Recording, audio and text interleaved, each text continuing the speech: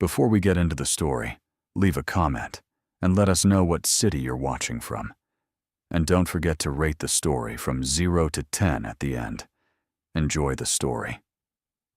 The fluorescent lights in the Sterling marketing offices buzzed like angry wasps as Emma Clark stared at her computer screen, the resignation letter cursor blinking mockingly at her. 3 years of working under Daniel Sterling had been 3 years too many, and today's meeting had been the final straw. She could still hear his voice echoing in the conference room, cold and dismissive, as he'd torn apart her campaign proposal in front of the entire team. "This is amateur work, Clark. I expected better from someone with your supposed experience."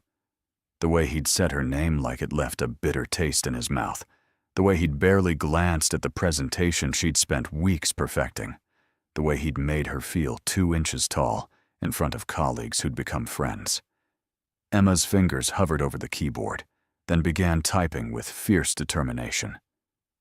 "Dear Mr. Sterling, please accept this letter as my formal notice of resignation from my position as Senior Marketing Coordinator. My last day of employment will be 2 weeks from today's date." She paused, tempted to add something about his impossible standards, his tendency to micromanage everything down to font choices, or the way he seemed to take personal pleasure in shooting down creative ideas. But Emma had more class than that, even if her boss apparently didn't. "Thank you for the learning opportunities during my tenure here. Sincerely, Emma Clark."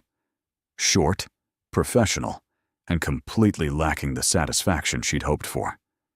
Emma hit print and leaned back in her ergonomic chair, watching the paper emerge from the printer like a tiny white flag of surrender. Except this wasn't surrender, she reminded herself. This was strategic retreat. "You look like someone stole your coffee," said Jess Martinez, Emma's cubicle neighbor and closest friend at Sterling Marketing. She perched on the edge of Emma's desk, her dark eyes immediately zeroing in on the resignation letter. "Oh my God. Em, you're really doing it?" Emma snatched the paper before anyone else could see it. "Keep your voice down. I don't need the whole office knowing before I tell him." "Tell who what?" The deep voice behind them made both women freeze. Emma's shoulders tensed automatically, a Pavlovian response she'd developed over 3 years of working under Daniel Sterling's critical gaze. She turned slowly, clutching the resignation letter against her chest like armor.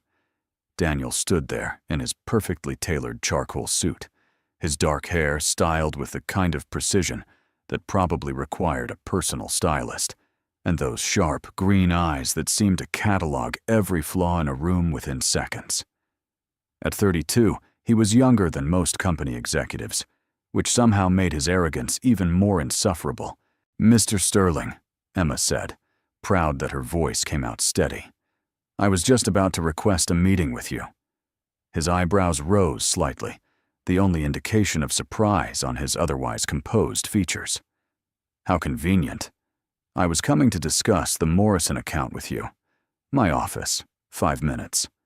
He turned and walked away without waiting for a response, because of course he did. Daniel Sterling didn't wait for anyone or anything. The universe apparently operated on his schedule. Jess grabbed Emma's arm. "Don't do it. Just transfer to another department. Hell, I'll help you update your resume and find something else, but don't quit without another job lined up." Emma shook her head, already gathering her courage along with the resignation letter. "I can't work for him anymore, Jess. I'm good at what I do, really good. But he makes me doubt everything. I spent 3 weeks on that campaign proposal, and he didn't even consider it. Just dismissed it like I'd scribbled something on a napkin.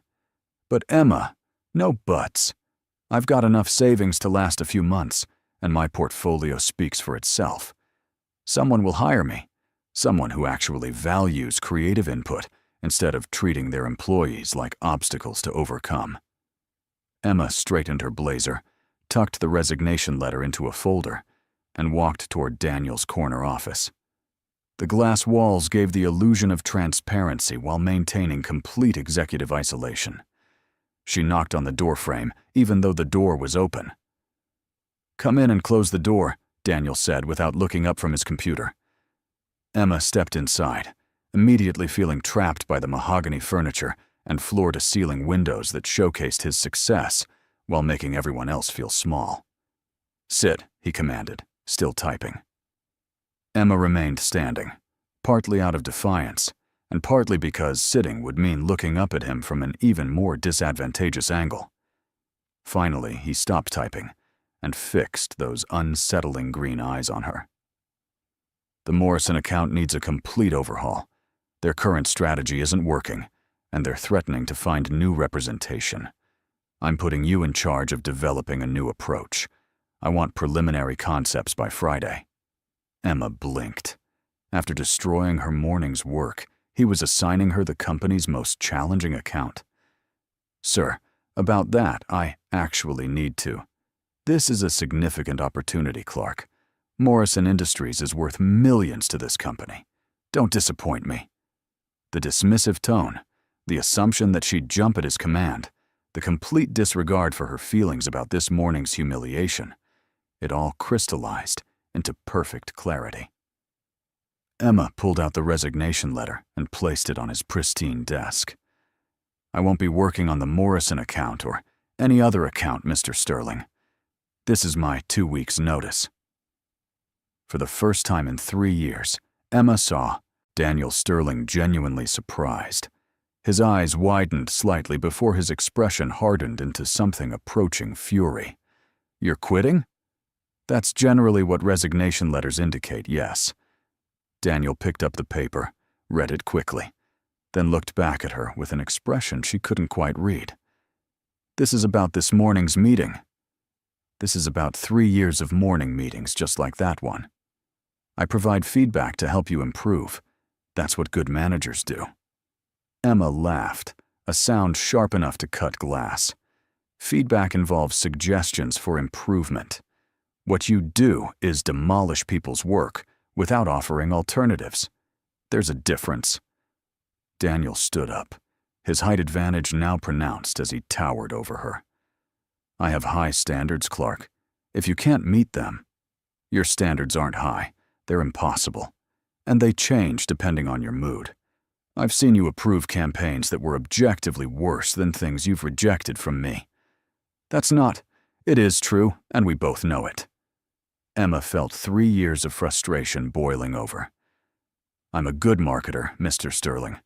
I have excellent instincts, strong technical skills, and clients like working with me. But you've spent 3 years making me question all of that." Daniel's jaw tightened. "If you walk out of here, don't expect a recommendation letter." "I wouldn't ask for one." Emma turned toward the door, then paused. "You know what's funny? I actually used to respect you. Your reputation in the industry, the way you built this company, your strategic mind. But respect is a two-way street, and you've never shown an ounce of it to anyone who works for you." She left him standing there, closing the door firmly behind her. The entire office seemed to be pretending not to watch as she walked back to her desk, but Emma could feel their eyes following her every step. Jess jumped up immediately. "How did it go? Did you actually give it to him?" Emma began pulling personal items from her desk drawers. "I gave it to him. 2 weeks. Then I'm free." "Emma, are you sure about this? The job market is tough right now, and Sterling Marketing looks good on a resume." Emma looked around the office that had been her professional home for 3 years, at the colleagues who'd become friends, at the window view she'd grown to love. Then she thought about Daniel Sterling's dismissive voice, his impossible standards, and the way he'd made her feel incompetent despite her obvious success. "I'm sure," she said, placing her favorite coffee mug in a box. "Life's too short to spend it working for someone who doesn't value what you bring to the table." 2 weeks later, Emma walked out of Sterling Marketing for the last time, her personal belongings in a single cardboard box, and her head held high. She had a new job lined up at Innovative Solutions, a rapidly growing startup with a reputation for creativity and employee appreciation. The pay was slightly less, but the company culture seemed light years better. As she walked to her car, Emma allowed herself one look back at the sleek office building where she'd spent 3 years of her life. Daniel Sterling was probably already interviewing her replacement, someone new to intimidate and undermine. Well, that was no longer her problem. Emma Clark was finally free. The Innovative Solutions building buzzed with an energy that Emma had forgotten existed in professional environments. Instead of sterile corporate gray, the walls were painted in warm blues and greens, with local artwork and inspirational quotes scattered throughout. The open floor plan actually felt collaborative rather than like a surveillance system, and people seemed to genuinely enjoy being there. Emma Clark, a woman with curly red hair and paint-stained fingernails, approached her in the lobby. "I'm Sarah Williams, creative director. Welcome to the Madhouse." Emma laughed, immediately liking Sarah's warm smile and unpretentious demeanor. "Thanks for having me. I'm excited to start. Coffee first, then I'll show you around. Fair warning, we're a little chaotic here, but in the best possible way. Our CEO believes in giving people space to be creative, which sometimes means things get wonderfully weird." They walked through an actual Kit Clark, not just a break room with a microwave, where several employees were preparing fresh breakfast. "Help yourself to anything," Sarah said, pouring 2 cups of coffee from what appeared to be an expensive espresso machine. One of the perks of working for a company that actually values employee satisfaction. Emma accepted the coffee gratefully. After 3 years of bitter break-room swill at Sterling Marketing, the rich aroma alone felt like a luxury. "This is amazing. Your CEO sounds like he knows how to treat people." "She," Sarah corrected with a grin. Melissa Zhang founded the company 5 years ago after getting fed up with traditional corporate culture. She's traveling this week, but you'll love her. Very hands-on, but not in a micromanaging way. More like a mentor who trusts you to do your job. The contrast with Emma's previous workplace couldn't have been more stark. As Sarah led her through the office, Emma met designers, writers, and strategists who all seemed genuinely enthusiastic about their projects. No one looked stressed or defeated. No one was hiding behind their computer screens to avoid attention. "Here's your workspace," Sarah said, stopping at a desk near a large window overlooking the city park. Melissa insisted on natural light for everyone. She says fluorescent bulbs kill creativity. Emma's new desk was twice the size of her old cubicle, with an adjustable height option and a small plant already waiting for her. "This is perfect. I can't believe how different this feels from my last job." "Bad experience?" Sarah asked, sympathetically.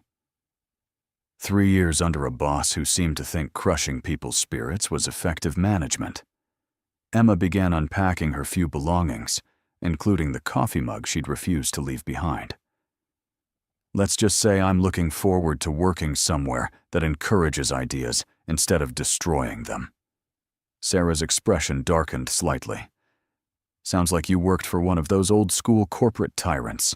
Unfortunately, there are still plenty of them out there, making people miserable because they can. Well, you're in a safe space now. We actually celebrate creative thinking here." The first week at Innovative Solutions flew by in a blur of brainstorming sessions, collaborative meetings, and actual lunch breaks. Emma found herself staying late, not because she was required to, but because she was genuinely excited about the projects she was working on. Her ideas were welcomed, refined, and implemented. For the first time in years, she felt like a valued team member rather than a convenient target. "You're glowing," Jess observed during their weekly coffee date. "Seriously, Em, you look like a completely different person." Emma stirred her latte, unable to suppress her smile. "I forgot what it felt like to enjoy going to work. My boss actually asks for my opinion, and then listens to the answer. Revolutionary concept, right?" "I'm jealous. Sterling's been even worse since you left. He hired your replacement, some guy fresh out of college who's terrified to breathe wrong. And get this, he's been asking about you. Asking what about me? Where you went, if you're happy, whether you've said anything about working there. Jess leaned forward conspiratorially. I think he regrets letting you go. Emma laughed. He didn't let me go. I quit. And frankly, I don't care if he regrets it. I'm exactly where I need to be. Still, it's nice to know he's realizing what he lost. But Emma had already moved on. Daniel Sterling and Sterling Marketing felt like ancient history, a chapter she'd closed and had no intention of reopening. Her new life was everything she'd hoped for, and more. On Friday afternoon, Sarah knocked on Emma's desk. Emergency team meeting in conference room A. Nothing bad, she added quickly, seeing Emma's expression. Just some big news from Melissa. The conference room was packed with excited employees, all speculating about the announcement. Emma had only been there a week, but she already felt included in the company's inner circle. The culture of transparency and mutual respect was unlike anything she'd experienced. Sorry I'm calling this last minute, Sarah began, but I just got off the phone with Melissa, and she wanted me to share some exciting news immediately. Emma noticed several of her new colleagues exchanging knowing looks, as if they were expecting something significant. As you all know, we've been growing rapidly, taking on bigger clients, and expanding our services. Well, Melissa just closed a deal that's going to change everything for us. Sarah paused for dramatic effect. We've been acquired by Sterling Enterprises. Emma's blood turned to ice. Sterling Enterprises, she managed to ask, though her voice sounded strange to her own ears. Not Sterling Marketing, Sarah clarified quickly. Sterling Enterprises is the parent company. They own dozens of businesses across different industries. It's actually perfect for us, because they're known for letting their acquisitions maintain their independence while providing resources for growth. Relief flooded through Emma. Sterling Enterprises was huge, a completely different entity from the marketing company, where she'd been miserable. She'd probably never even encounter anyone from her old life. The best part, Sarah continued, is that we're keeping our entire leadership structure. Melissa stays as CEO, our company culture remains intact, and we get access to Sterling Enterprises' resources and client base. It's basically everything we could have hoped for. The room erupted in applause and excited chatter. Emma joined in, genuinely happy for her new colleagues, and relieved that her fresh start wouldn't be compromised by corporate restructuring. There will be some new faces around as we integrate systems and processes, Sarah added, but we've been assured that our creative independence is non-negotiable. That's why Melissa chose Sterling Enterprises over other offers. Emma's phone buzzed with a text from Jess. Did you hear? Sterling Marketing got acquired too. Same parent company. Crazy coincidence. Emma stared at the message, a cold knot forming in her stomach. Sterling Marketing was now part of the same corporate family as Innovative Solutions. But that didn't necessarily mean anything, she told herself. Huge companies had hundreds of subsidiaries that never interacted with each other. You okay? Asked Tom, one of the graphic designers. You look like you've seen a ghost. Emma forced a smile. Just processing the news, it's a lot to take in. Change is always scary, he agreed. But this feels like good change. More resources, bigger projects, same great culture. Emma nodded, pushing down her anxiety. She was being paranoid. Daniel Sterling was just one person in a massive corporate structure. The chances of their paths crossing were virtually non-existent. Besides, even if they did encounter each other somehow, she was in a completely different situation now. She had a supportive boss, encouraging colleagues, and work that actually mattered to her. Daniel Sterling couldn't touch her anymore. As the meeting dispersed, and everyone returned to their desks, Emma tried to recapture the contentment she'd felt just an hour earlier. This acquisition was good news for Innovative Solutions, and by extension, good news for her career. She refused to let thoughts of her former boss overshadow the best. professional opportunity she'd ever had. Monday morning brought an email that made Emma's coffee taste like ash. The subject line was innocuous enough. "Welcome to the Sterling Enterprises family. Integration meeting today at 2 p.m. But as she read the details about meeting the executive team that would be overseeing the transition, one name stood out like a neon warning sign. Daniel Sterling, Senior Vice President of Strategic Operations. Emma stared at her computer screen, certain she was hallucinating. Daniel Sterling worked at Sterling Marketing, not Sterling Enterprises. He was a company owner, not a corporate executive. This had to be a mistake, maybe someone with the same name. "Hey, Emma!" Sarah bounced over to her desk, practically vibrating with excitement. "Did you see the email about this afternoon? We're finally going to meet some of the Sterling Enterprises leadership. I'm curious to see what they're like." "Sarah," Emma said carefully. "The Daniel Sterling mentioned in the email. Do you know anything about him?" "Not much, just that he's supposed to be brilliant at strategic planning and corporate development." "Why?" Emma's throat felt tight. "I think I might know him, from my previous job." "Really?" "Small world. That's great. You'll have a familiar face in the room." If only Sarah knew how unfamiliar she hoped that face would stay. Emma spent the rest of the morning in a state of low-level panic, alternating between hoping it was a different Daniel Sterling and dreading the confirmation that it wasn't. She considered calling in sick for the afternoon, but that would only delay the inevitable. At 1:55 p.m., Emma reluctantly made her way to Conference Room A, which had been transformed with additional chairs and a presentation screen. Her new colleagues filed in, chattering excitedly about the future, while Emma positioned herself in the back corner, hoping to blend into the wallpaper. The door opened, and several people in expensive suits entered, led by a woman with silver hair and commanding presence. Emma relaxed slightly until she saw the figure walking behind her, tall and imposing in that familiar charcoal suit. It was definitely Daniel Sterling, and he was scanning the room with those sharp green eyes that missed nothing. Emma sank lower in her chair, grateful for the graphic designer sitting in front of her, who provided partial camouflage. Maybe she could get through this meeting without being noticed, then figure out how to handle the situation afterward. "Good afternoon, everyone," the silver-haired woman began. "I'm Catherine Sterling, CEO of Sterling Enterprises, and I'm delighted to welcome Innovative Solutions to our family of companies." Emma's heart stopped. Catherine Sterling, as in Daniel Sterling's relation. This kept getting worse. "I want to assure you that we acquired Innovative Solutions because of what you've built here, not to change it. Your creative culture and innovative approaches are exactly what we value." Catherine gestured to the people beside her. "I've brought some of our key executives who will be working with you during the transition."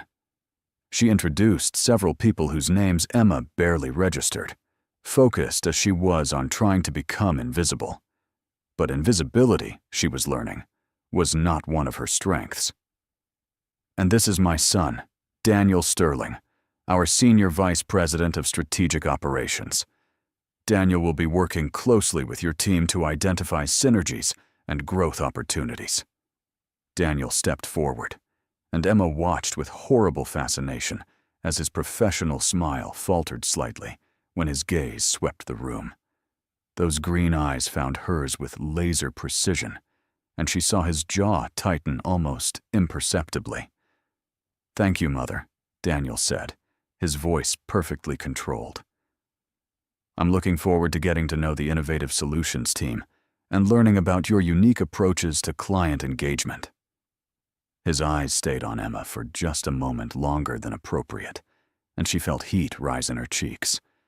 Several of her colleagues had noticed the exchange and were looking between them curiously. The presentation continued with discussions of integration timelines, resource sharing, and maintaining company culture. But Emma absorbed none of it. She was too busy planning escape routes and considering whether it was too late to flee to another state. We'll be conducting individual meetings with key team members over the next few weeks, Catherine was saying. Daniel will be reaching out to schedule those conversations. The meeting concluded with polite applause and mingling, but Emma made a beeline for the door. She almost made it. Emma Clark. The voice stopped her cold 3 steps from freedom. She turned slowly to find Daniel Sterling standing directly behind her, having somehow crossed the room without her noticing. "Mr. Sterling," she said, proud that her voice sounded steadier than she felt. "Interesting career move," he said, those green eyes unreadable. "I thought you were leaving marketing entirely." Several of her colleagues were within earshot, watching the interaction with poorly concealed curiosity. Emma lifted her chin. "I found a better opportunity. Sometimes that requires changing companies." "Indeed." Daniel's smile was sharp enough to cut. "I look forward to our individual meeting. I have some questions about your previous experience and how it might translate to our expanded operations." Emma's stomach dropped. "I'm sure Sarah can handle any questions about my role here. Oh, I'll be speaking with Sarah as well. But you and I have a unique history, don't we? It would be a shame not to leverage that familiarity." The word leverage made Emma's skin crawl. This was exactly what she'd feared. Daniel using their past relationship to make her life difficult again. But she was older now, more confident, and she had a supportive team around her. "I suppose we do have history," Emma agreed, her voice carrying just enough edge to let him know she wasn't the same intimidated employee he remembered. "I'm sure we'll find it illuminating to discuss how perspectives can change." Daniel's eyebrows rose slightly, clearly surprised by her response. Before he could reply, Sarah appeared at Emma's elbow. "Mr. Sterling, I hope Emma's been able to give you some insight into our team dynamics. She's been a fantastic addition to our company." "I'm sure she has," Daniel said, his gaze still fixed on Emma. "We were just discussing the value of fresh perspectives." "Absolutely," Sarah agreed enthusiastically. Emma brought such innovative ideas from her previous marketing experience. We're lucky to have her. Emma watched Daniel's expression carefully, looking for signs of the dismissive attitude she remembered. But his face remained professionally neutral, giving nothing away. "Well," Emma said, "I should get back to work. The Morrison project needs attention." She had the satisfaction of seeing genuine surprise flicker across Daniel's features. The Morrison account had been one of Sterling Marketing's biggest challenges, and Emma had been assigned to it just before quitting. "The Morrison project?" Daniel asked. "Innovative Solutions acquired the account last month," Sarah explained. "Emma's been leading the strategy overhaul. The preliminary results are very promising." Emma couldn't resist adding, "Sometimes a fresh perspective is exactly what a challenging account needs." Daniel's eyes narrowed slightly, clearly catching her subtle reference to their last conversation. "I'm sure it is. I look forward to reviewing the results." With that, Emma excused herself and walked back to her desk, leaving Daniel Sterling standing in the conference room. She could feel his eyes following her, but she refused to look back. Her phone buzzed with a text from Jess. "Rumor is that Sterling Marketing's being integrated too. Something about synergies with other companies in the parent organization. Could be interesting."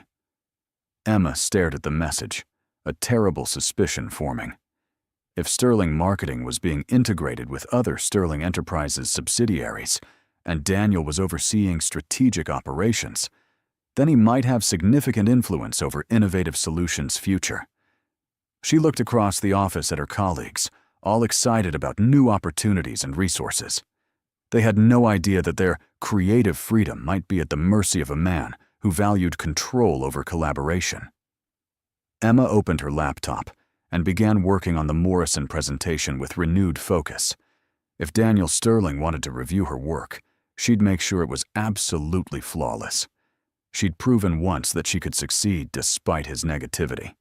Now she might have to prove it again, except this time the stakes were much higher. This time, it wasn't just her career on the line.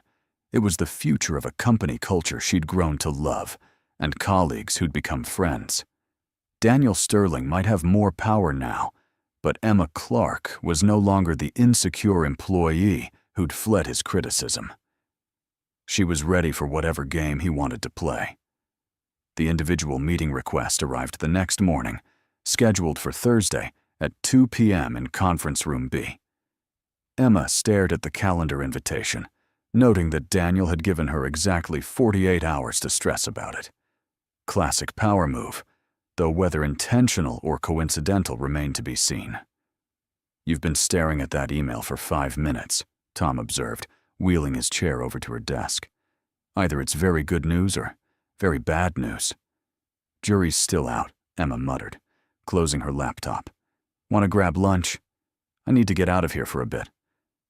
They walked to the small cafe across the street, where Emma had been enjoying peaceful lunch breaks for exactly 2 weeks. Now even this simple pleasure felt tainted by the knowledge that Daniel Sterling was somewhere in the same corporate ecosystem. "Okay, spill," Tom said, settling into their usual corner booth. "You've been weird since Monday's meeting, and don't tell me it's just adjustment anxiety. I saw you and that Sterling guy staring at each other like old enemies." Emma picked at her sandwich, debating how much to reveal. "We worked together before. It didn't end well." "Ah." Tom nodded knowingly. "Bad breakup." "Worse. Bad boss." Tom's expression shifted to understanding, then sympathy. "Oh, Emma, he was the one who made you miserable at your last job?" 3 years of psychological warfare disguised as professional development. Emma finally managed a bite of food. "And now he's probably going to have input on our company's future. That sucks. But you know what? You're not the same person who left that job. Look how you've thrived here, how confident you've become. Maybe it's time to show him exactly what he lost." Emma considered this. Tom had a point. The Emma who'd worked at Sterling Marketing had been constantly second-guessing herself, walking on eggshells, accepting criticism that was often unfounded. The Emma who worked at Innovative Solutions trusted her instincts, spoke up in meetings, and took creative risks that paid off. "You're right," she said slowly. "I am different now. Maybe this is actually an opportunity to prove something." "That's the spirit. Besides, he's probably learned some management skills since then. People can change." Emma doubted that very much, but she appreciated Tom's optimism. Thursday would reveal whether Daniel Sterling had evolved or if he was still the same controlling perfectionist who'd made her doubt her own abilities. Thursday afternoon arrived with unseasonable warmth, and Emma chose her outfit carefully. Professional, but not trying too hard. Confident, but not aggressive. She wanted to project competence and self-assurance, the image of someone who'd found her place in the world. Conference Room B was smaller and more intimate than the large meeting space, with a round table that eliminated hierarchical seating arrangements. Emma arrived exactly on time to find Daniel already there, reviewing what appeared to be her personnel file. "Emma," he said, standing when she entered, "thank you for making time." "Of course." Emma took a seat directly across from him, maintaining eye contact. "I understand these meetings are part of the integration process." Daniel closed the file and leaned back in his chair, studying her with those disconcerting green eyes. "Partly. I'm also curious about your transition to Innovative Solutions. It's quite a career shift from Sterling Marketing." "Not really. I'm still doing marketing strategy, just in a more collaborative environment." "Collaborative?" Daniel repeated the word as if testing its flavor. "And how would you describe your previous work environment?" Emma met his gaze steadily. "Hierarchical, traditional, focused on individual achievement rather than team success." "I see. And you found that limiting?" "I found it counterproductive. The best ideas come from open dialogue and creative freedom, not from fear of criticism." Daniel's jaw tightened almost imperceptibly. Criticism can be a valuable tool for growth when delivered constructively. Absolutely, Emma agreed. When it's constructive. When it includes specific suggestions for improvement. When it's delivered with respect for the person receiving it. The silence stretched between them, heavy with unspoken history. Finally, Daniel opened a different folder. "I've been reviewing your work on the Morrison account," he said. "The results are impressive." Emma blinked, surprised. "Thank you. The strategy shows real innovation. The client engagement increased 40% in just 3 weeks." Daniel looked up from the papers. "How did you approach the challenge?" This was dangerous territory. The Morrison account had been Emma's last assignment at Sterling Marketing, the one Daniel had given her right before she'd quit. He had to remember. "I started by identifying why the previous approach wasn't working," Emma said carefully. "The messaging was too corporate, too distant. Morrison Industries needed to connect with their audience on an emotional level, not just showcase technical specifications. And the previous strategy was too focused on features rather than benefits." Exactly.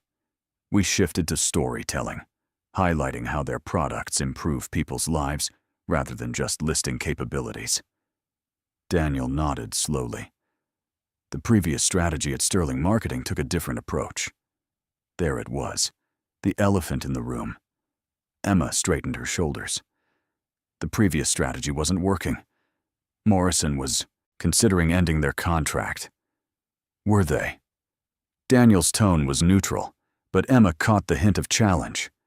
Yes, their engagement metrics were declining consistently, and they'd expressed frustration with the lack of fresh ideas. Emma pulled out her tablet and called up the data. "Here are the numbers from the past 6 months. The downward trend was clear." Daniel studied the charts, his expression unreadable. Emma watched him process the information, seeing the exact moment when he recognized that she was right. The Morrison account had been failing under his company's management. "This analysis is thorough," he admitted. "It's accurate," Emma corrected. "And it informed a strategy that's actually working." Daniel set down the tablet and looked at her directly. "You sound different than I remember." "I am different than you remember. More confident. More appreciated." Emma let the words hang in the air between them. It's amazing what supportive leadership can do for someone's performance. Another silence, this one crackling with tension. Daniel's green eyes searched her face, as if looking for traces of the uncertain employee he'd once known. "Sarah speaks very highly of your contributions here," he said finally. "Sarah values creative input and trusts her team to do their jobs well. It's a refreshing management style." "And you feel that your previous supervisor didn't trust you?" Emma laughed, a sound with very little humor in it. "Mr. Sterling, my previous supervisor, made it clear that he considered my ideas amateur and my instincts questionable. It's hard to perform your best when your boss actively undermines your confidence." Daniel's expression shifted, showing what might have been discomfort. "I'm sure he believed he was helping you improve." "Did he?" Because from where I sat, it felt more like he enjoyed demonstrating his superiority than actually developing his employees' skills. The words hung in the air like an accusation, which Emma supposed they were. Daniel's jaw tightened, and she could see him struggling with how to respond. "Perhaps," he said slowly. "There were communication issues on both sides." Emma tilted her head. "Communication issues? Is that what we're calling it?" "Emma." Daniel's voice carried a warning note that she remembered all too well. "It's Miss Clark, actually. We're not colleagues anymore." Emma stood up, signaling that she considered the meeting over. "Is there anything else you need to know about my work here?" Daniel remained seated, looking up at her with an expression she couldn't quite read. "We'll be having regular check-ins as the integration proceeds. I'll be keeping a close eye on all strategic accounts." "Of course you will," Emma said, moving toward the door. Some things never change. She left him sitting in the conference room, feeling both victorious and exhausted. The confrontation had been inevitable, and she'd held her ground better than she'd expected. But Emma knew this was just the opening round, in what could become a very long and difficult game. As she walked back to her desk, Emma caught Sarah watching her with concern. "How did it go?" Sarah asked quietly. Emma forced a smile. "About as well as expected. I think we understand each other." "Good. I was worried there might be some awkwardness since you worked together before." "Oh, there's definitely awkwardness," Emma said, "but I can handle it."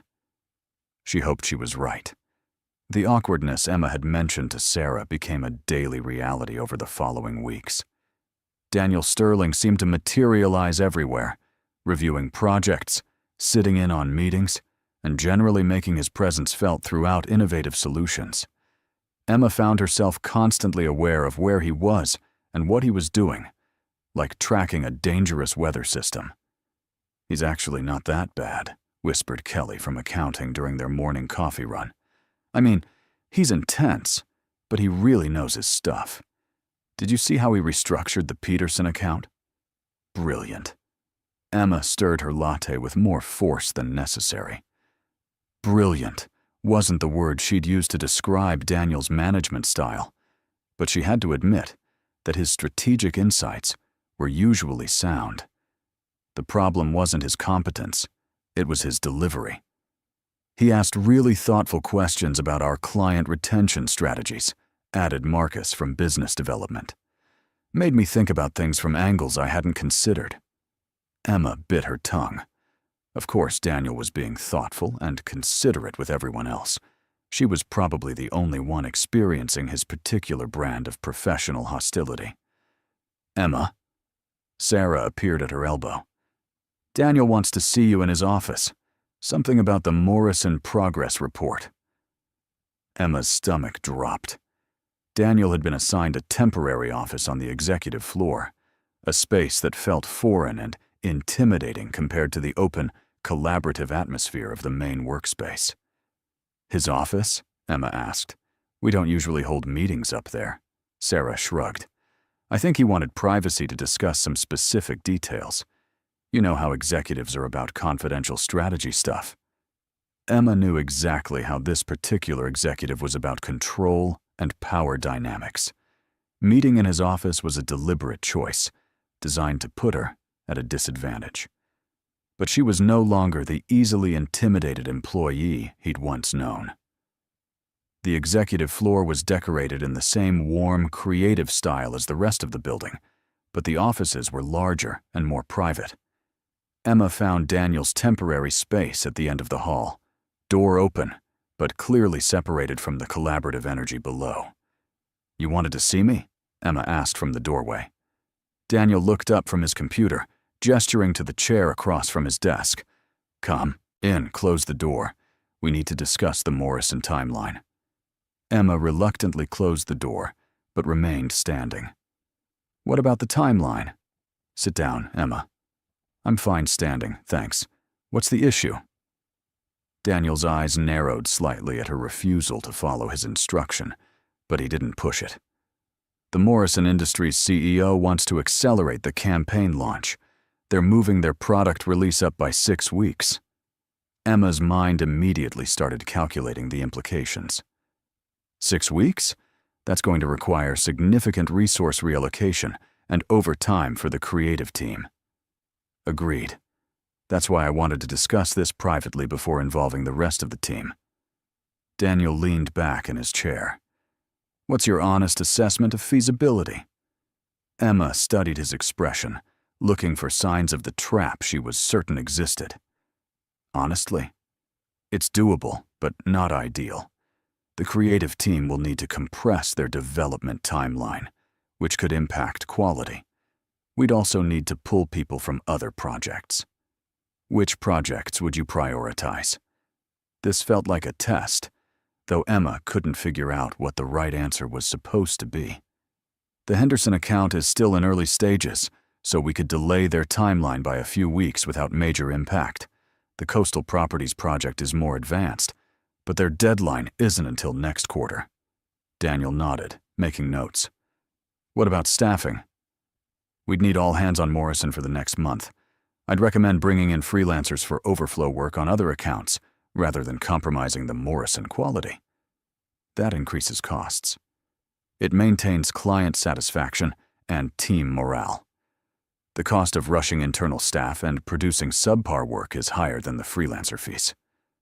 Daniel set down his pen and looked at her directly. That's good strategic thinking. Emma blinked, surprised. Thank you. You've always been good at seeing the big picture, even when... He paused, seeming to choose his words carefully. Even when circumstances weren't ideal. Was Daniel Sterling actually admitting that working conditions at Sterling Marketing hadn't been ideal? Emma stared at him, unsure how to respond. I'll need you to present this timeline proposal to the team tomorrow, Daniel continued. Can you have a detailed breakdown ready by then? Of course. Emma turned to leave, then paused. Can I ask you something? Daniel raised an eyebrow. What? Why are you involving me in the strategic decisions? Sarah's the creative director. This seems like her call. Daniel was quiet for a moment, his green eyes unreadable. Because you know this account better than anyone. You've invested yourself in understanding Morrison's needs and building relationships with their team. It makes sense to leverage that knowledge. Leverage. There was that word again. But this time, it didn't feel like a threat. Plus, Daniel added, his voice slightly softer, you've proven that you can handle complex strategic challenges. I'd be foolish not to utilize that capability. Emma felt off balance, like she'd prepared for one conversation and walked into a completely different one. This version of Daniel seemed almost reasonable. I'll have the timeline ready, she said. Emma. Daniel's voice stopped her at the door. For what it's worth, the work you've done on Morrison is exceptional. The client is genuinely impressed with the turnaround. Emma studied his face, looking for sarcasm or hidden meaning, but his expression seemed sincere. Thank you, she said finally. That means something. After Emma left, Daniel stared at the closed door for a long time. Seeing her again had been jarring enough, but watching her work at Innovative Solutions had been a revelation. The confident, creative professional leading strategy meetings bore little resemblance to the hesitant employee he remembered from Sterling Marketing. Had she really been that talented before, and he'd simply failed to see it? Or had something about working here brought out capabilities that hadn't been evident earlier? Daniel pulled up Emma's old performance reviews from Sterling Marketing, documents he'd written himself. Reading them now, he cringed at the language he'd used. Needs improvement in strategic thinking. Lacks confidence in presenting ideas. Requires more direct supervision to maintain quality standards. But the Emma Clark working on the Morrison account demonstrated exactly the strategic thinking and confident leadership he'd claimed she lacked, which meant either she'd dramatically improved in a matter of weeks, or his assessments had been fundamentally flawed. The possibility that he'd been wrong about Emma's capabilities was uncomfortable enough. The possibility that his management style had actively hindered her performance was worse. Daniel had built his reputation on identifying talent and maximizing team performance. If he'd been systematically undermining one of his most capable employees, what did that say about his leadership skills? His phone buzzed with a text from his mother. How are the Innovative Solutions integration meetings going? Any interesting discoveries? Daniel stared at the message, thinking about Emma's transformation, her obvious comfort in her new role, and the way she'd held her ground in every interaction they'd had since Monday. Still evaluating, he typed back. Some situations are more complex than they initially appeared. That was certainly true. Emma Clark was proving to be far more complex than he'd ever realized. and Daniel was beginning to suspect that said more about his limitations as a manager than hers as an employee. The Morrison timeline presentation went better than Emma had expected. The team responded positively to the accelerated schedule, and several people volunteered for overtime shifts to ensure quality wasn't compromised. Even more surprising, Daniel had attended the meeting but remained silent, letting Emma lead the discussion without interference. "You handled that really well," Sarah said afterward, as they walked back to their desks. "Daniel seemed impressed with your planning." "Did he?" Emma glanced toward the executive floor. "I couldn't tell what he was thinking. He specifically asked me about your background after the meeting, wanted to know how long you've been doing strategic planning and where you developed those skills." Emma frowned. "What did you tell him?" "The truth.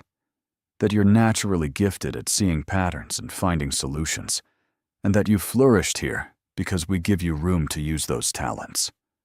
Sarah paused. "Is there something I should know about your working relationship with him?" Emma considered how much to reveal. "Let's just say our management styles didn't mesh well at Sterling Marketing. I'm hoping the situation here will be different." "Well, whatever happened before, he clearly respects your work now. That's what matters." But Emma wasn't convinced it was that simple. Daniel's behavior had been puzzling lately, almost professional and respectful. It felt like waiting for the other shoe to drop. The shoe dropped on Friday afternoon. Emma was finalizing the Morrison creative briefs when her computer chimed with a meeting request. "Emma Clark, performance review discussion, scheduled for Monday morning at 9 a.m. in Daniel's office." Emma stared at the calendar invitation, her heart rate accelerating. Performance reviews at Sterling Marketing had been quarterly ordeals, where Daniel systematically dismantled her confidence while pretending to offer constructive feedback. She'd been at Innovative Solutions for less than a month. What could he possibly have to review? Her phone buzzed with a text from Jess. "Coffee tomorrow. I have gossip about Sterling Marketing that you'll want to hear." Emma immediately called her. "What kind of gossip?" "The kind that explains a lot about your former boss. Meet me at Grind Coffee at 10, and I'll tell you everything." Saturday morning found Emma nursing an extra-large latte while waiting for Jess to arrive. The coffee shop was busy with weekend crowds, families with children, and couples reading newspapers together. Normal people living normal lives, without corporate drama, and complicated histories with difficult bosses. "You look stressed," Jess observed, sliding into the opposite chair. "Bad week?" "Confusing week. Daniel's been almost professional. It's unsettling." Jess raised an eyebrow. "Daniel Sterling, being professional? That is weird. But maybe this will explain it." She leaned forward conspiratorially. "Okay, so you know how Sterling Marketing got acquired too, right?" "Well, there's been major restructuring." "What kind of restructuring?" "The kind where Daniel's father reviewed all his performance metrics and client retention rates and wasn't happy with what he found." Jess grinned. "Apparently, Sterling Marketing has been hemorrhaging talent for the past 2 years. Exit interviews consistently cited poor management and lack of creative support." Emma nearly choked on her coffee. "Seriously. Gets better. Remember that big Peterson account that Daniel was so proud of? They terminated their contract last month, cited frustration with communication and inflexibility in strategic approach. The Peterson account was worth millions." "Exactly. And when Catherine Sterling started digging into why they were losing so many clients and employees, guess whose management style kept coming up as a problem?" Emma felt a mixture of vindication and uncomfortable sympathy. "So, he's in trouble with his mother?" "More than trouble. Word is that he's been given 6 months to demonstrate improved leadership skills and client retention, or he's going to be moved to a position with less people management responsibility." This explained so much about Daniel's recent behavior: the respectful tone, The collaborative approach, the way he deferred to her expertise in meetings. He wasn't just overseeing innovative solutions integration. He was trying to prove that he could work effectively with the kind of talented employees he'd been driving away. "There's more," Jess continued. "Apparently, your resignation letter was part of what triggered the investigation. Catherine Sterling specifically mentioned the loss of high-performing employees as a red flag." Emma stared at her friend. "My resignation triggered this?" "Your resignation and the way you handled it. Professional, dignified, no drama. Made it clear that the problem wasn't your performance or attitude. When Catherine looked at your track record and the projects you'd worked on, then compared that to Daniel's assessment of your work," Jess shrugged. "Let's just say the numbers didn't add up." Emma leaned back in her chair, processing this information. Her decision to leave Sterling Marketing hadn't just freed her from a toxic situation. It had apparently exposed larger problems with Daniel's leadership approach. "So now he's trying to prove he can be a better manager," Emma mused. "And you, my friend, are probably his test case.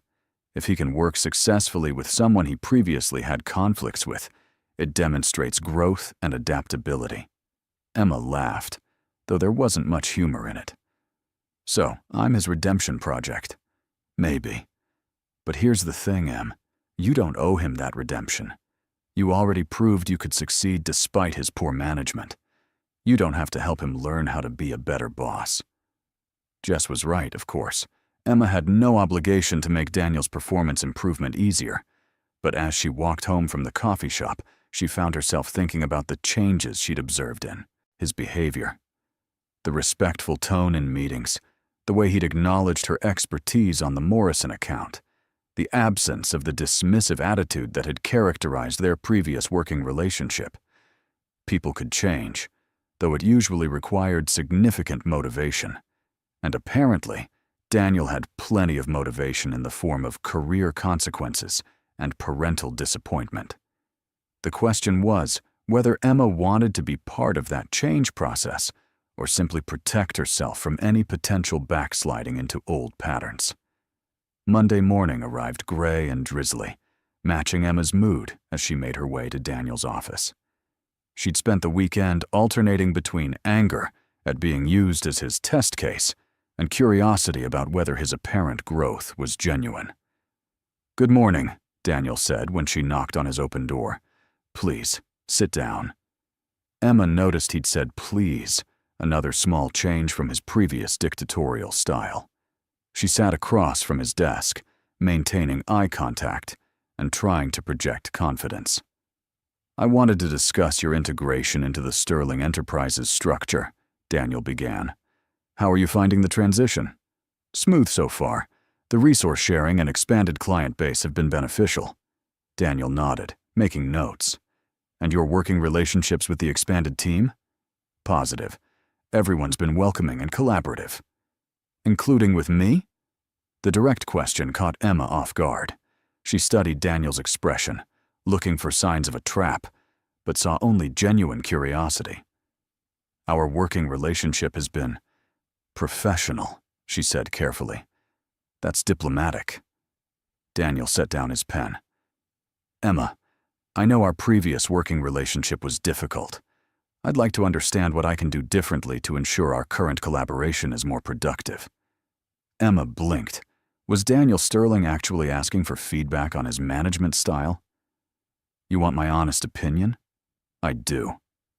Emma took a deep breath. "Your previous approach was very hierarchical. Ideas flowed in one direction. Criticism was frequent, and often not constructive, and there wasn't much room for creative input from team members." Daniel's jaw tightened slightly, but he nodded. "And now?" "Now you seem more willing to listen to different perspectives and acknowledge expertise where it exists.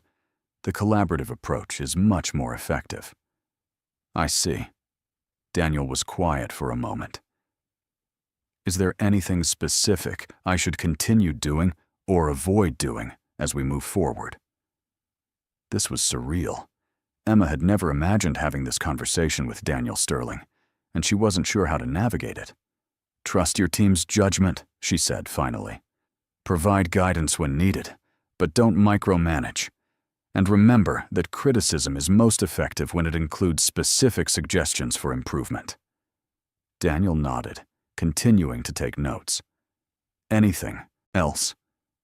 Emma hesitated, then decided to be completely honest. "Don't use our past working relationship as leverage in current situations. What happened at Sterling Marketing is history. Judge my work here on its own merits." Daniel looked up from his notes, meeting her eyes directly. "You're right. And Emma, for what it's worth, I owe you an apology for how I handled our working relationship before. My management approach was flawed, and you deserved better." Emma stared at him, speechless. In 3 years of working for Daniel Sterling, she'd never heard him admit to being wrong about anything. "Thank you," she said finally. "That means something." The apology changed everything, and nothing, all at once. Emma found herself watching Daniel differently in meetings, looking for signs that his newfound professionalism was genuine rather than performative. To her surprise, the evidence consistently supported the former. When the Morrison campaign launched 2 weeks ahead of the revised schedule, Daniel made sure the entire creative team received recognition at the company-wide meeting. When a client expressed concerns about a different project, he consulted with the assigned team lead rather than imposing his own solution.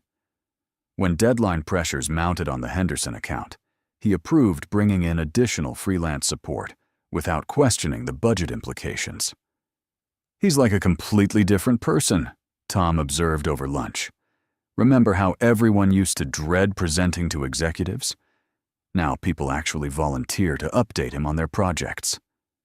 Emma pushed salad around her plate, still processing the transformation. "People can change, I guess, given the right motivation." "You don't sound convinced."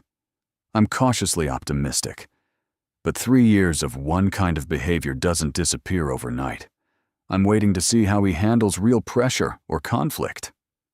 That test came sooner than expected. The Coastal Properties account, one of Innovative Solutions' oldest clients, exploded into crisis on a Thursday afternoon. Their new product launch had been plagued by manufacturing delays, negative social media reviews, and now a competitor's lawsuit alleging patent infringement. Coastal's CEO was threatening to terminate their contract and blame the marketing strategy for failing to anticipate potential problems. Sarah called an emergency meeting for 4 p.m., gathering the entire Coastal Properties team, plus Daniel as executive oversight. The conference room felt tense as everyone filed in, aware that this crisis could impact several jobs and the company's reputation. "Okay, people," Sarah began. "We have a situation. Coastal Properties is in full damage control mode, and their CEO is looking for someone to blame. We need a strategy that addresses the immediate crisis while protecting our ongoing relationship." "What exactly are they accusing us of?" asked Jennifer from PR. "Failure to conduct adequate market research, inadequate competitive analysis, and poor risk assessment." Sarah's voice was grim.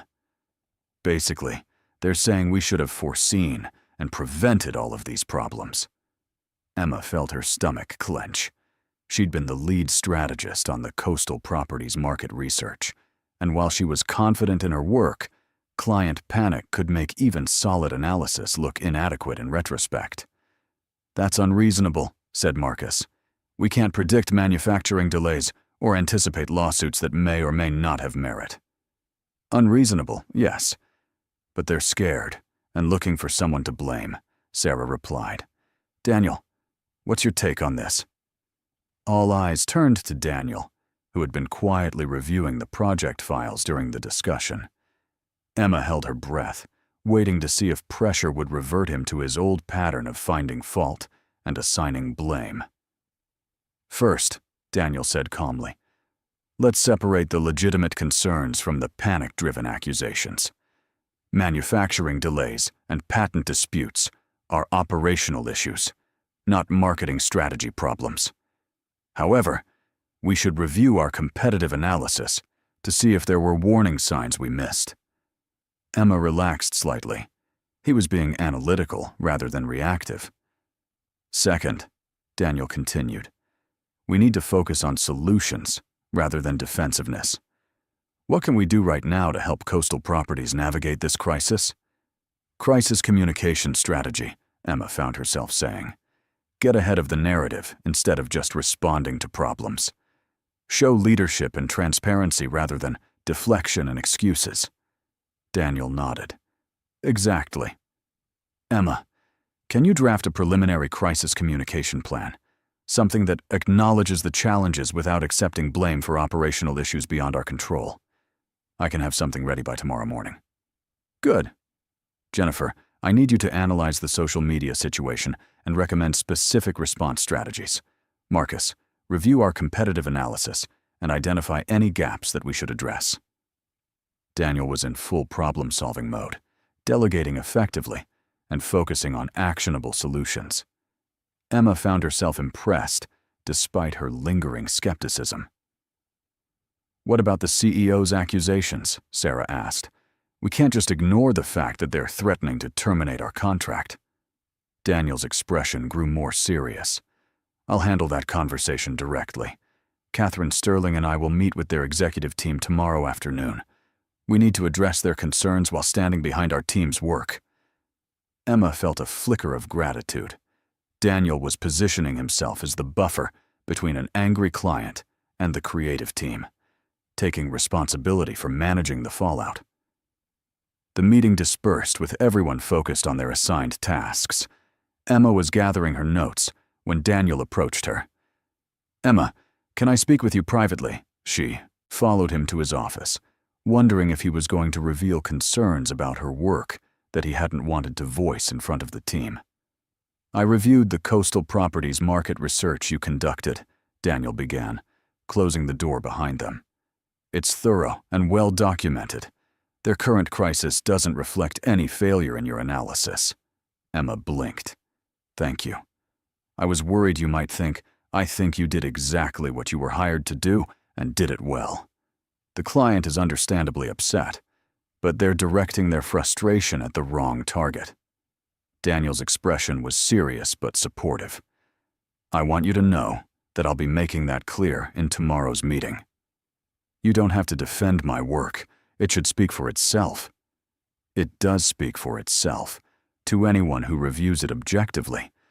But angry clients aren't always objective, and I won't let them scapegoat you for problems that have nothing to do with your strategy. Emma stared at him, remembering all the times at Sterling Marketing when he'd left her to defend her own work against unreasonable criticism. This protective stance was so different from his previous approach that she hardly knew how to respond. I appreciate that, she said finally. Emma. Daniel's voice was quieter now. I know I have a lot to make up for in terms of how I've managed team relationships in the past. This situation with Coastal Properties is exactly the kind of challenge where I used to look for someone to blame rather than focusing on solutions. I'm trying to do better. You are doing better, Emma admitted. The way you handled that meeting, the focus on problem-solving rather than fault-finding, it was good leadership. Something shifted in Daniel's expression, relief mixed with what might have been gratitude. Thank you. That means more than you know. As Emma left his office, she found herself genuinely hoping that Daniel's meeting with Coastal Properties would go well. Not just for the sake of the account or her own job security, but because she was starting to believe that his transformation might be real. The old Daniel Sterling would have used this crisis as an opportunity to demonstrate his authority and find someone to blame. The new version was shielding his team from client anger while working to solve the actual problems. Maybe, Emma thought, people really could change when the stakes were high enough and the motivation was strong enough. Daniel Sterling was learning to be the kind of leader she'd wished he could be 3 years ago. The question now was whether this new dynamic between them was purely professional, or if something else was developing beneath the surface of their careful workplace interactions. The Coastal Properties crisis resolution exceeded everyone's expectations. Daniel's meeting with their executive team resulted not only in preserving the contract, but in expanding their engagement to include crisis management consulting for the duration of their legal battles. More importantly for Emma, Daniel had publicly praised her market research and strategic thinking, making it clear that the crisis stemmed from operational issues rather than marketing failures. "You should have seen him," Sarah told Emma over coffee the next morning. "Completely professional, but absolutely fierce in defending our work. I've never seen an executive go to bat for their team like that." Emma stirred her latte thoughtfully. "It's a different side of him, that's for sure."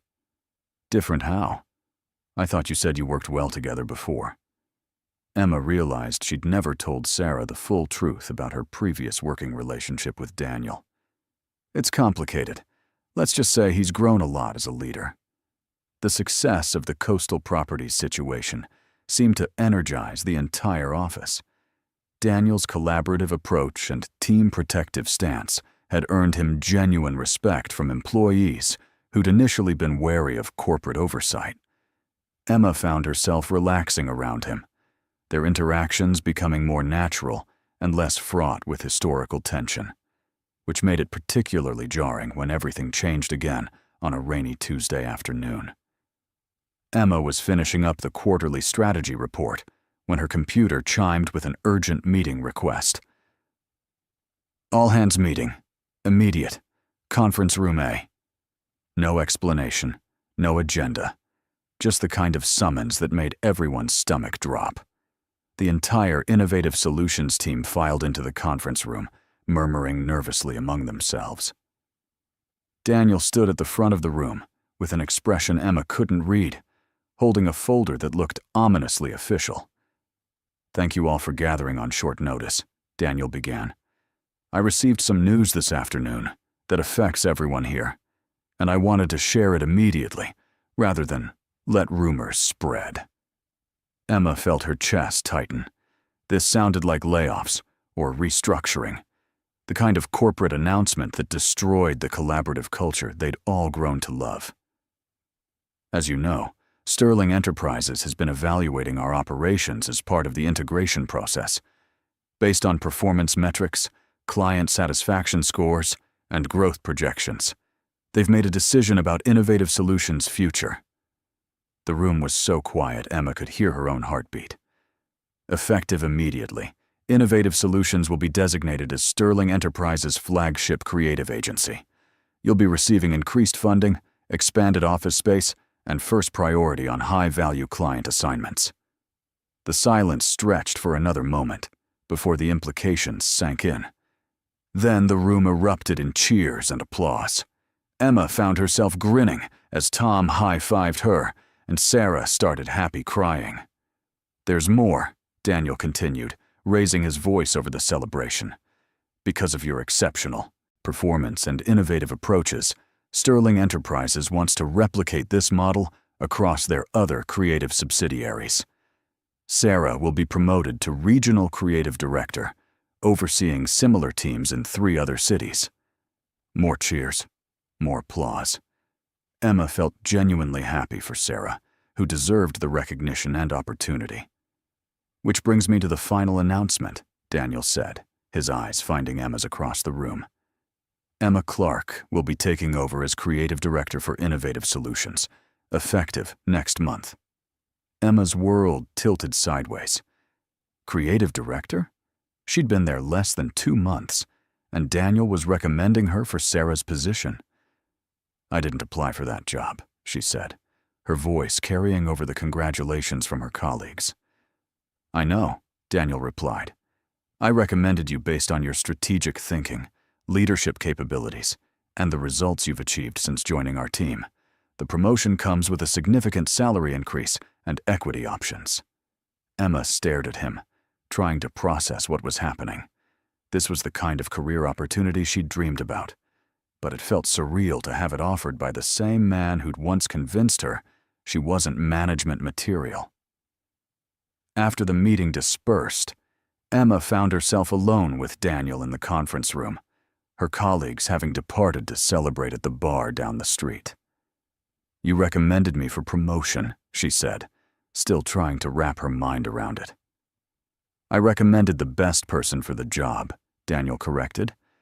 "Your work on Morrison, your handling of the coastal properties crisis, your natural leadership in team settings. You've demonstrated every quality we need in a creative director. A few months ago, you thought I needed more direct supervision to maintain quality standards." Daniel winced. "A few months ago, I was wrong about a lot of things, including my assessment of your capabilities." Emma studied his face, looking for signs of manipulation or hidden agenda. "Why are you doing this?" "Really?" Daniel was quiet for a moment, his green eyes serious. "Because you deserve it. Because this company needs your vision and leadership. And because—" He paused, seeming to choose his words carefully. "Because I want to prove that I can recognize and nurture talent instead of stifling it." "So, this is about your redemption project?" "No," Daniel said firmly. "This is about your talent and what's best for this company. My personal growth is a separate issue." Emma wanted to believe him, but the timing felt too convenient. "I need to think about it." "Of course. Take as much time as you need." As Emma gathered her things to leave, Daniel spoke again. "Emma, whatever you decide about the promotion, I want you to know that working with you these past few weeks has been illuminating. You've made me a better leader, whether you intended to or not." Emma paused at the door. "People don't change because of other people, Daniel. They change because they choose to. Maybe. But some people make that choice easier than others." Emma left the building with her mind spinning. The promotion was everything she'd worked toward, the kind of recognition and opportunity that could define her entire career.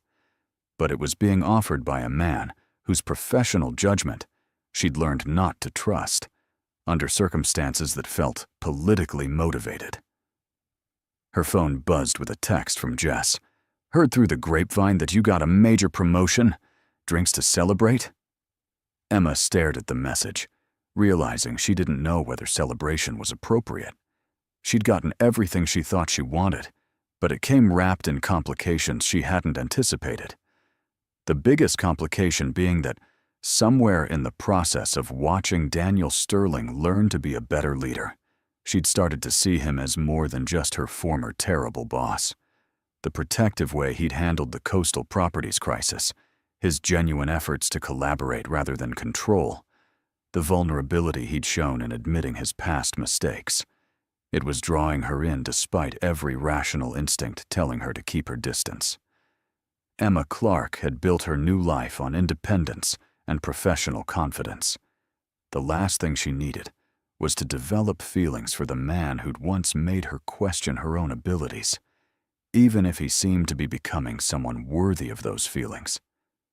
Emma accepted the promotion, but not without conditions. She negotiated a 3-month trial period, input on team hiring decisions, and a clear understanding that her leadership style would be collaborative rather than hierarchical. Daniel agreed to everything without hesitation, which somehow made her more nervous rather than less. "You're overthinking this," Tom said as he helped her move into Sarah's old office. "Good job. Better pay. More authority. What's the downside?" "The downside is that my biggest supporter is also the person who spent 3 years undermining my confidence.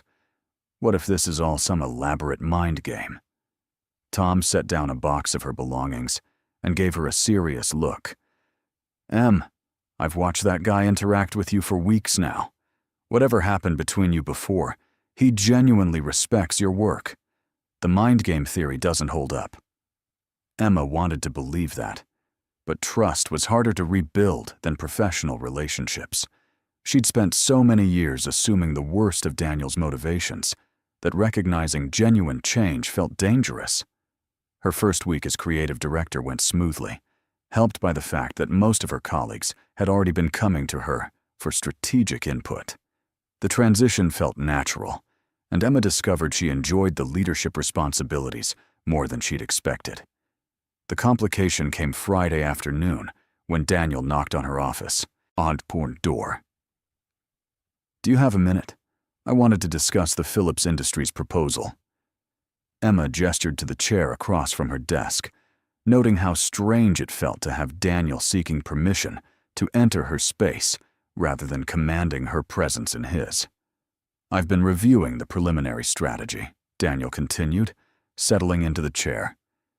"The approach is solid, but I think we're missing an opportunity to differentiate ourselves from their current agency." Emma pulled up the proposal on her computer. "What kind of differentiation?" "Philips Industries has been using traditional demographic targeting, but their customer base is evolving. If we could demonstrate understanding of their emerging markets, it would show strategic insight their current agency lacks." As Daniel explained his reasoning, Emma found herself genuinely engaged in the strategic discussion. His insights were sharp and creative, exactly the kind of collaborative input she valued from senior leadership. When he suggested specific research approaches, she found herself building on his ideas rather than defending against them. "That's brilliant," Emma said, making notes.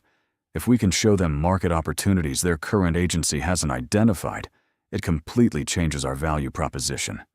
"Exactly. And you have the research skills to make that case convincingly."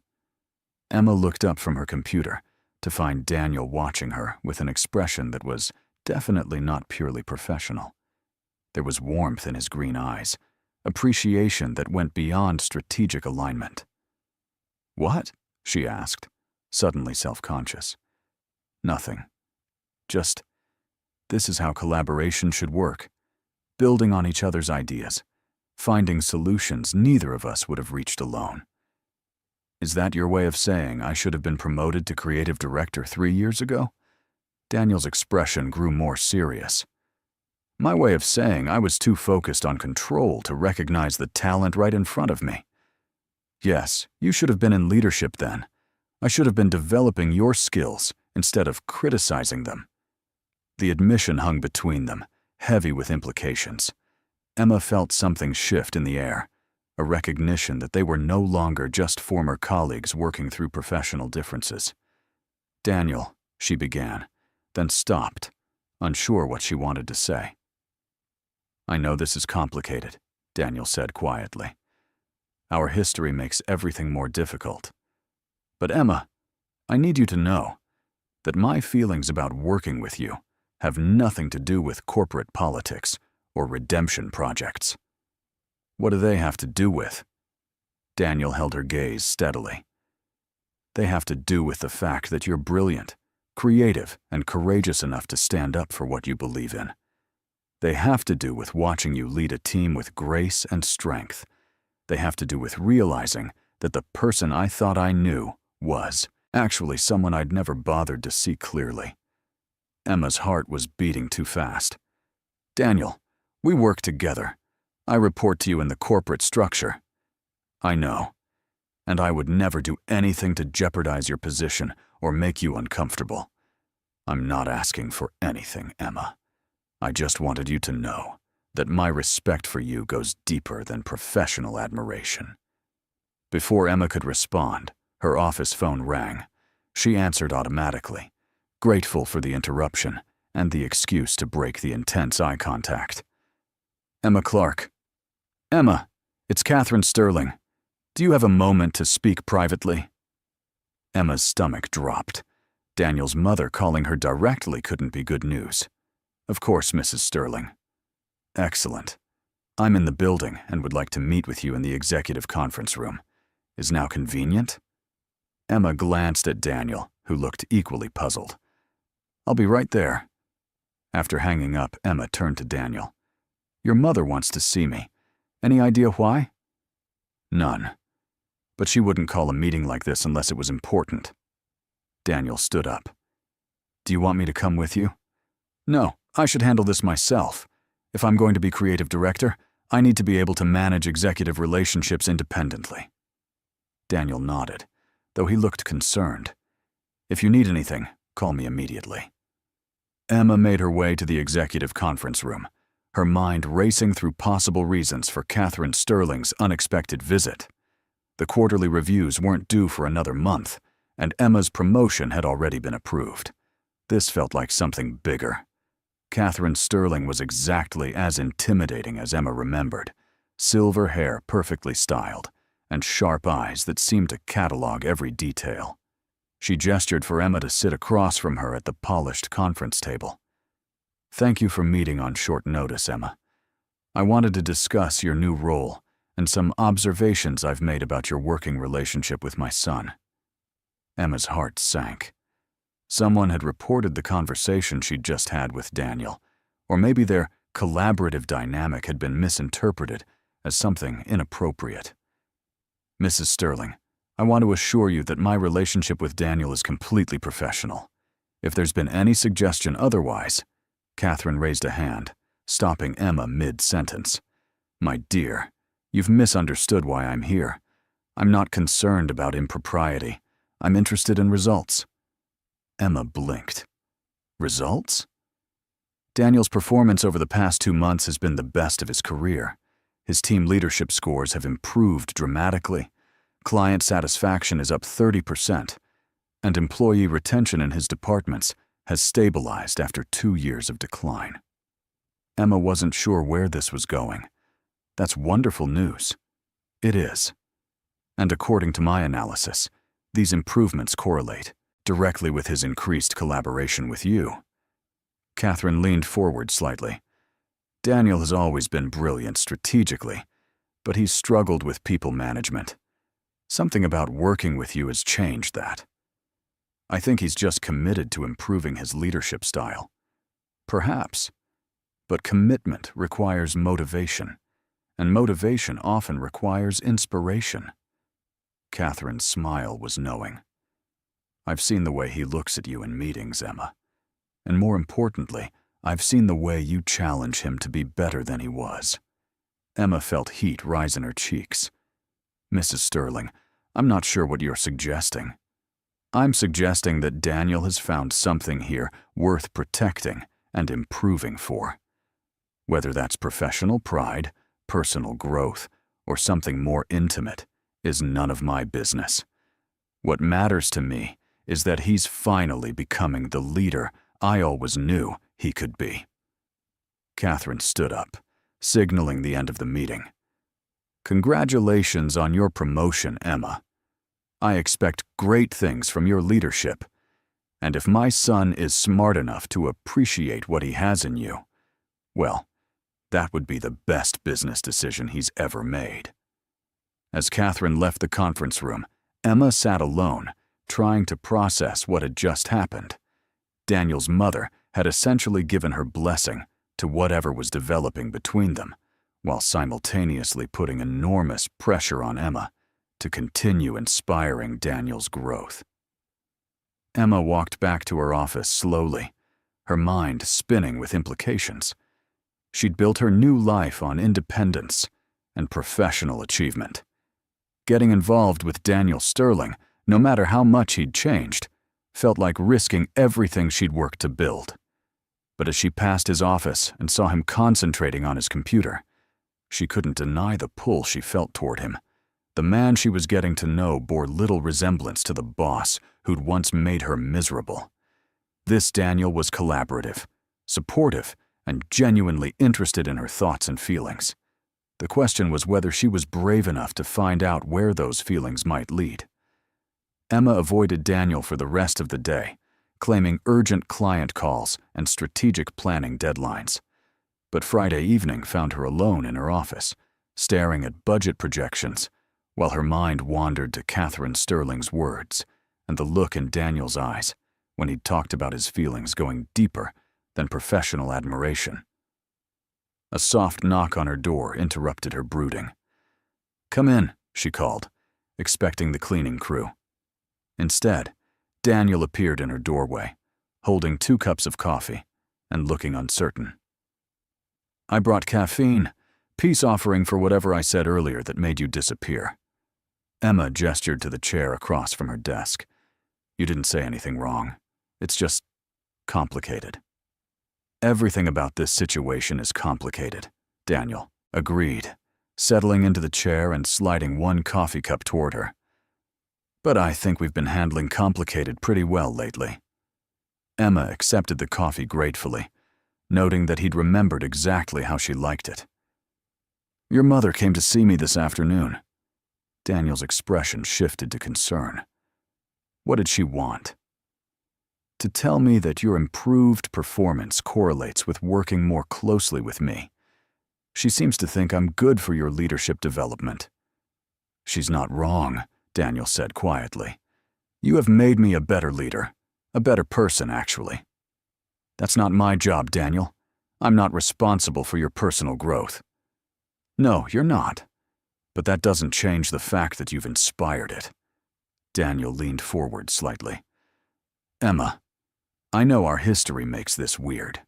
I know there are power dynamics and professional complications, but I also know that what I feel for you is real and has nothing to do with corporate structures or redemption projects. Emma stared into her coffee cup, avoiding his gaze. What you feel for me might be gratitude or admiration for someone who challenged you to change. That's not the same thing as actual feelings. You think I can't tell the difference? I think people can confuse appreciation with attraction, especially in high-pressure situations where someone helps them grow. Daniel was quiet for a moment. What would convince you that what I feel is real? Emma looked up at him then, seeing vulnerability in his expression that she'd never witnessed before. Time, maybe. Consistency. Proof that you value me as a person, not just as a catalyst for your improvement. How much time? I don't know. As long as it takes for me to trust that this version of you is permanent, not just convenient. Daniel nodded slowly. I can work with that timeline. But Emma, can I ask you something? What? Do you feel anything for me? Separate from our professional relationship and our complicated history. Is there any part of you that's interested in finding out what we could be together? Emma's heart was beating too fast again. The honest answer was yes. Absolutely yes. The Daniel Sterling she'd been working with for the past 2 months was intelligent, protective, collaborative, and increasingly attractive. But admitting that felt like stepping off a cliff with no guarantee of safe landing. I might, she said carefully. But I need to know that you respect my boundaries and my need to take this slowly. I do respect that, completely. And I need to know that if this doesn't work out romantically, it won't affect our working relationship or my position here. Daniel's expression grew serious. Emma, I swear to you that your job security and professional reputation are completely separate from any personal feelings between us. You've earned your position through your own merit, and nothing will change that. Emma studied his face, looking for any sign of insincerity. But Daniel's gaze was steady and earnest, and she found herself wanting to believe him. Okay, she said finally. But we go slow, really slow, and we keep our personal relationship completely separate from work. Daniel's smile was like sunrise. As slow as you want, and completely separate from work. Good. Now finish your coffee and get out of my office. I have actual work to do. Daniel laughed, but he did as she asked, pausing only at the doorway to look back at her. Emma, thank you for giving this a chance, for giving me a chance to prove that I'm not the same person who made you miserable. Don't thank me yet, Emma replied. Prove it first. After Daniel left, Emma sat in her office thinking about the risk she was taking. Dating someone in her corporate chain of command was complicated enough without their shared history of conflict. But the man who just asked for a chance to prove himself bore little resemblance to the boss who'd once undermined her confidence. Her phone buzzed with a text from Jess. "Heard you got promoted to creative director? Drinks tomorrow to celebrate?" Emma typed back, "Definitely. And I have some interesting news to share." Good interesting or bad interesting? Emma looked toward Daniel's office, where she could see him working late under his desk lamp, and felt a flutter of nervous excitement. "To be determined," she replied. The following weeks established a pattern that surprised Emma with how natural it felt. At work, she and Daniel maintained strict professionalism, collaborating on strategy and client management without any hint of personal involvement. After hours, they began tentatively exploring the possibility of something more. Their first official date was coffee on a Saturday morning, neutral territory, where they could talk without the weight of corporate hierarchy. Emma had expected awkwardness, but conversation flowed easily once they moved beyond work topics. Daniel talked about his love of sailing and his complicated relationship with family expectations. Emma shared her passion for travel photography and her dream of eventually freelancing while exploring different countries. "I never knew you wanted to travel," Daniel said, stirring his latte. "What's stopping you?" "Security, mostly. Steady paycheck, health insurance, the usual practical concerns." Emma smiled wryly. "Plus, it's hard to take career risks when you've spent years having your professional judgment questioned." Daniel winced. "I really did a number on your confidence, didn't I?" "You did. But I'm rebuilding it. And it's stronger than before because it's based on actual achievements rather than someone else's approval." "Good. You should never need anyone else's approval to know your worth." It was exactly the right thing to say, and Emma felt another piece of her guard drop away. Their second date was dinner at a small restaurant away from their usual haunts, where they discovered a shared love of terrible movies and competitive tendencies when it came to trivia night. Their third date was a walk along the waterfront, where Daniel admitted that he'd been attracted to her even during their difficult working relationship at Sterling Marketing. "You had this way of standing up to me that nobody else did," he said, as they watched boats in the harbor. "It was frustrating as hell, but also impressive. I think part of me knew you were right about my management style, which made your criticism even harder to hear. So you took it out on me instead of examining your own behavior." "Yeah, not my finest moment." Daniel stopped walking and turned to face her. "Emma, I know I can't undo the damage I did to your confidence back then, but I want you to know that every criticism I leveled at you said more about my insecurities than your actual performance." Emma looked into his green eyes, seeing sincerity and regret that seemed genuine. "I'm beginning to understand that, but it's going to take time to fully trust that you see me clearly now." "I have time," Daniel said simply. "As much as you need." Standing there in the evening light, Emma felt the last of her resistance melting away. Daniel Sterling was proving himself to be exactly the kind of man she could fall for: patient, self-aware, and committed to earning her trust rather than demanding it. The realization was both thrilling and terrifying. 6 months later, Emma Clark stood in her corner office watching the sunset paint the city skyline in shades of gold and crimson. The view from the creative director's suite was spectacular, but it was the email on her computer screen that made her smile.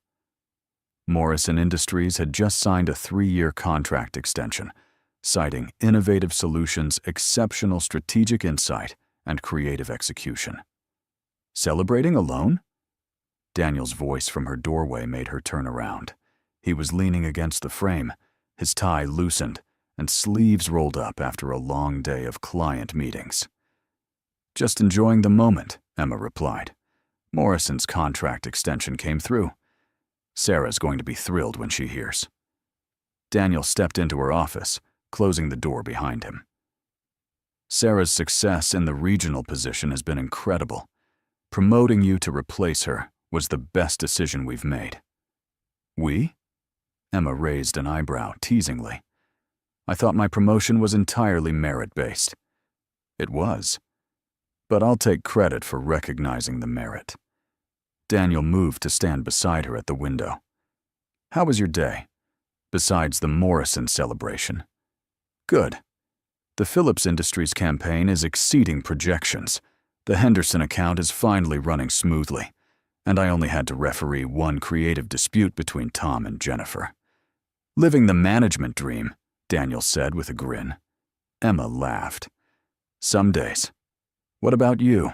How did the board meeting go? Well, actually, Mother was particularly pleased with our quarterly numbers. Client retention is at an all-time high, employee satisfaction scores are excellent, and our profit margins have improved significantly. Emma turned to study his profile as he gazed out at the city. 6 months of working together in their new dynamic had proven that Daniel's transformation was genuine and lasting. He'd become the collaborative leader she'd always thought he could be, and watching him grow had been one of the unexpected pleasures of her new position. Earth to Emma, Daniel said, catching her staring. What are you thinking about? Just reflecting on how much things have changed. A year ago, I was planning my escape from Sterling Marketing. Now I'm running my own creative team and dating the former boss who made my life miserable. Do you regret any of it? Emma considered the question seriously. I regret that it took so long to get here. But no, I don't regret the journey. Even the difficult parts taught me things I needed to learn. Daniel turned to face her fully. What kinds of things? That I'm stronger than I thought. That I can succeed, even when people doubt me. That sometimes the best opportunities come, disguised as impossible situations. Emma met his gaze directly. That people really can change when they're motivated to do the work. Speaking of change and motivation, Daniel said, his voice taking on a slightly nervous quality. There's something I want to discuss with you. Emma felt a flutter of anxiety. What kind of something? Instead of answering immediately, Daniel reached into his jacket pocket and pulled out a small blue box. Emma's heart stopped. Daniel, what are you doing? Something I should have done months ago if I hadn't been so worried about rushing you. Daniel opened the box to reveal a simple but elegant diamond ring. Emma Clark, you've made me a better leader, a better man, and a better version of myself than I ever thought possible. Will you marry me? Emma stared at the ring, then at Daniel's hopeful expression, feeling a kaleidoscope of emotions. You're proposing in my office? I'm proposing in the place where you first challenged me to be better, where you taught me that collaboration is stronger than control, that trust is more powerful than authority. Daniel's voice was steady but emotional. This office represents everything you've built through your own talent and determination. It felt like the right place to ask you to build something new with me. Emma felt tears spring to her eyes. The gesture was perfect, acknowledging her professional achievements while asking her to share a personal future. Daniel, I know our history is complicated. I know there are people who might question our relationship or your professional success. But Emma, I love you for exactly who you are, and I want to spend the rest of my life proving that you can trust me with your heart.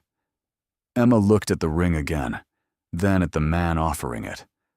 The Daniel Sterling kneeling in her office bore no resemblance to the boss who'd once made her doubt herself. This Daniel saw her clearly, supported her dreams, and had earned her trust through consistent actions rather than empty promises. Yes, she said softly. Yes, I'll marry you. Daniel's face lit up with joy as he slipped the ring onto her finger. It fit perfectly, catching the light from the setting sun and sparkling like captured fire. I love you, Emma Clark, Daniel said, standing to pull her into his arms. I love you too, Daniel Sterling, despite everything, because of everything, and for everything we're going to build together. As they kissed in her corner office, Emma thought about the journey that had brought them to this moment. She'd quit her job to escape an arrogant boss and found herself falling in love with the man he'd chosen to become. It was the kind of story that sounded improbable when summarized, but had unfolded naturally through small moments of growth, understanding, and genuine connection. Her phone buzzed with a text from Jess. "Saw the Morrison contract news. Celebration drinks tonight." Emma smiled against Daniel's lips, thinking about how much she had to celebrate.